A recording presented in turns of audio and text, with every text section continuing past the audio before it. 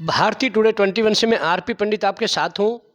देखिए, मैं इस समय रघुनाथ तंवर कश्यप जी के साथ हूँ, जो कि पानीपत में बहुत लंबे समय से राजनीतिक पटल को लो या एक मैनेजमेंट को संभालने वाले बहुत बड़े एक उद्योगपति, बिजनेसमैन व समाज सेवी के साथ में हूँ। सर, जिस तरह से अभी चुनाव हरियाणा में था, उसमें भी आपने जिसका भी एक सहयोग किया, उन्हें बहुत बड़ी सफलता मिली। उसके बाद आप अपनी कंपनी में बहुत जगह मैंने देखा कि हर पूरे भारत के हर स्टेट में काम करते हो। तो अभी पता चला है कि आपने कोई नया आविष्कार किया है, तो उसके बारे में बताएं प्लीज। धन्यवाद पंडित जी। जिस तरह से अभी चुनाव हुए, अपने आप में बहुत ही अभूतपूर्व परिणाम आए हैं। भाजपा के पक्ष में जिस तरह से लहर बनी, खास तौर पर जो शख्सियत है माननीय मुख्यमंत्री जी की, श्री नायब सैनी जी की, हंसमुख चेहरा, हर कार्यकर्ता के साथ बड़े अपनेपन से मिलना और एक साधारण व्यक्तित्व, वो अपने आप में एक जनता के दिलों पे जो उन्होंने एक छाप छोड़ी है, वो आप सबके सामने है। बल्कि चुनाव से पहले एक पार्टी के बड़े नेता मेरे से चर्चा कर रहे थे, तो वो कहने लगे, रघुनाथ, ये शायद 25 सितंबर की बात है। हाँ, 25 सितंबर की बात है। तो आपको क्या लगता है, पानीपत में कांग्रेस की सीट कितनी आएगी? मैंने कहा 0 आएगी। बिल्कुल यही बात थी।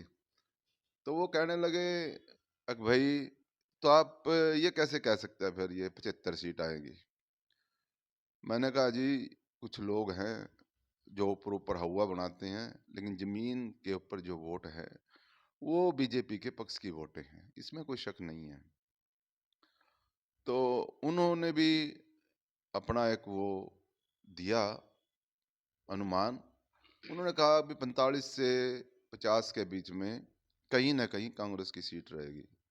मैं उनको बोला, मैं कहा, जी, आप गलत कह रहे हैं, ऐसा नहीं है।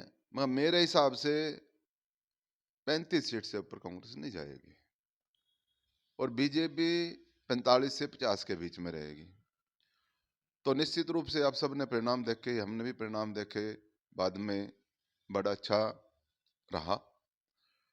और जिस तरह से 48 सीटें पार्टी को मिली है और तीसरी बार बीजेपी ने जो हरियाणा में सरकार बनाई है, वो आप में अपने आप में एक बहुत बड़ा लोकप्रियता का कारण है, जो जनता के बीच में पार्टी की लोकप्रियता बनी है।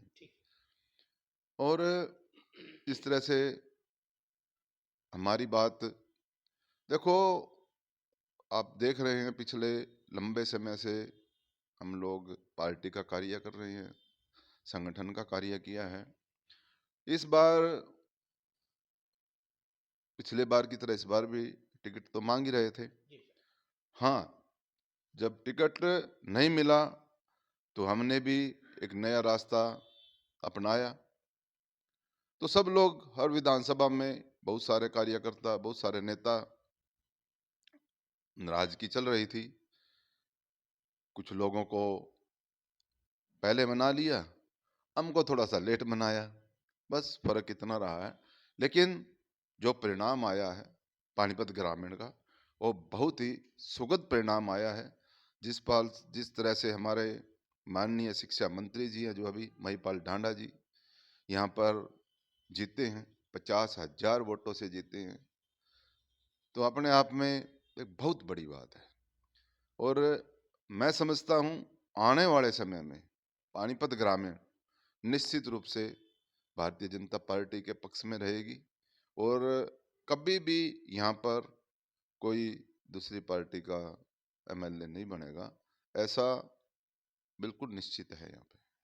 अच्छा, साथ ही जैसे आप एक बिजनेस करते हो सर, उसमें अभी आपकी कंपनी ने कोई ऐसा आविष्कार किया जो और कंपनियों से अव्वल है, वो क्या है? लोग उसके बारे में भी जानने के लिए उत्सुक हैं, कृपया बताएं। नहीं, ऐसा आविष्कार की तो कोई उसमें विशेष नहीं है।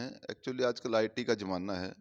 हमने भी कुछ सॉफ्टवेयर एक आईटी की कंपनी बनाई है, उसमें सॉफ्टवेयर बनाते हैं हम लोग। अभी हमारा हॉस्पिटल मैनेजमेंट का सॉफ्टवेयर मार्केट में लॉन्च हुआ है। तो जो वो सॉफ्टवेयर है, वो अपने आप में दूसरे सॉफ्टवेयरों से सबसे अलग है। क्योंकि अभी तक जो देश में सॉफ्टवेयर चल रहे हैं, वो जनरली डाटा बेस्ड ही सॉफ्टवेयर चल रहे हैं। बट जो हमने सॉफ्टवेयर बनाया है, ये लेटेस्ट टेक्नोलॉजी पे जो 2023 में ही लॉन्च हुई थी, मरन टेक्नोलॉजी बेस पे बनाया है। पूरा सॉफ्टवेयर क्लाउड बेस्ड है। तो ये अपने आप में एक बहुत अलग तरह का सॉफ्टवेयर है, जिसमें आर्टिफिशियल इंटेलिजेंस का भी प्रयोग किया गया है। और जनरली तौर पर जो सॉफ्टवेयर है, जो आम सॉफ्टवेयर है जो हॉस्पिटल्स में चलते हैं, उसमें 3 से 4 मिनट एक पेशेंट के रजिस्ट्रेशन में लग जाते हैं। जो हमारा वाला सॉफ्टवेयर है, इसमें 30 से 40 सेकंड में एक रजिस्ट्रेशन होता है।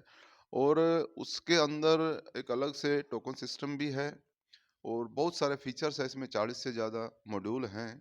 और पेशेंट भी इसमें अपने आप अपने फ़ोन से उसको स्कैन करके कोड को अपना रजिस्ट्रेशन खुद भी कर सकता है। तो हॉस्पिटल्स के लिए, डॉक्टर्स के लिए, हॉस्पिटल मेडिकल कॉलेजों के लिए ये अपने आप में एक मील का पत्थर साबित होने वाला है आने वाले समय में। और जिस तरह से जो सॉफ्टवेयर ये काम करता है, ये अपने आप में एक अलग तरह का सॉफ्टवेयर है पुराने एज कम्पेयर टू पुराने सॉफ्टवेयर्स। तो जैसे किसी के ग्रुप हॉस्पिटल होते हैं, एक से अधिक हॉस्पिटल होते हैं, क्या उसमें भी ये सॉफ्टवेयर एक डाटा एक टेबल पर दे सकता है सर? नहीं, चाहे आप कितने भी हॉस्पिटल जोड़ लो इससे, चाहे 1 हो, चाहे 2 हो, चाहे 4 हो। जैसे एमडी है, डायरेक्टर्स हैं, चेयरमैन है, उसके पास ज़्यादा समय नहीं रहता है। उसके एक स्क्रीन पे पूरा डाटा अवेलेबल रहता है। जिस भी पेशेंट का देखना चाहे वो कुछ भी, चाहे चाहे उसका बिलिंग चेक करना हो, चाहे उसका ट्रीटमेंट चेक करना हो, चाहे उसकी रिपोर्ट्स चेक करनी हो, जो भी उसके बारे में बेड वाइज़, नेम वाइज़ जो भी उसके बारे में जानना चाहे, वो कुछ ही सेकंड्स में वो सब कुछ जान लेते हैं। और एक ही क्लिक पे सब अवेलेबल है, एक ही स्क्रीन पे सब अवेलेबल है। तो देखिए, रघुनाथ तंवर कश्यप जी ने बहुत लंबे समय से राजनीति करते हुए वर्तमान हरियाणा के मुख्यमंत्री की तारीफ की और कहा कि यह मिलनसार जो चेहरा है, ये लंबे समय तक राजनीतिक पारी में और सफल रहेंगे।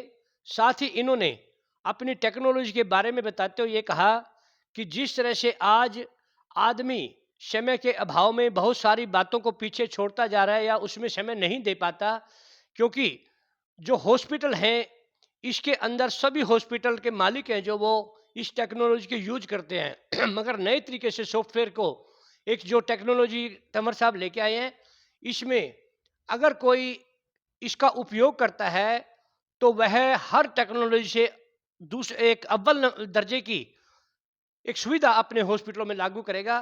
तो हम इसी तरह तंवर साहब से फिर किसी विषय पर चर्चा करेंगे। तब तक के लिए जय हिंद, जय भारत।